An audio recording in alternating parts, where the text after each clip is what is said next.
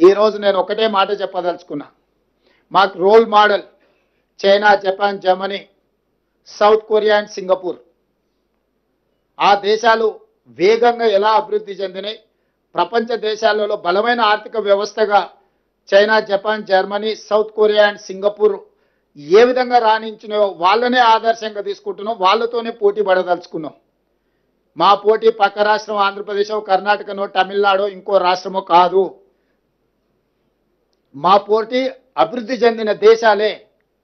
China, Japan, German, Singapore, South కొరియాతో మేము పోటీ పడదలుచుకున్నాము. వాళ్ళనే ఆదర్శంగా తీసుకుంటున్నాం, వాళ్ళతోనే పోటీ పడదలుచుకున్నాం. ఆయా దేశాల నుంచి కూడా పెట్టుబడులను ఆకర్షించదలుచుకున్నాము. మేము తెలంగాణలో పెట్టుబడులు పెట్టకపోతే భవిష్యత్తులో ఏదో కోల్పోతామని ఆ దేశాల్లో ఉండే బడా పారిశ్రామికవేత్తలను, పెద్ద పెద్ద పరిశ్రమలను కూడా ఆకర్షించి తెలంగాణకి తీసుకురాబోతున్నాము. దానికి మీ అందరి సహకారం ఉండాలి.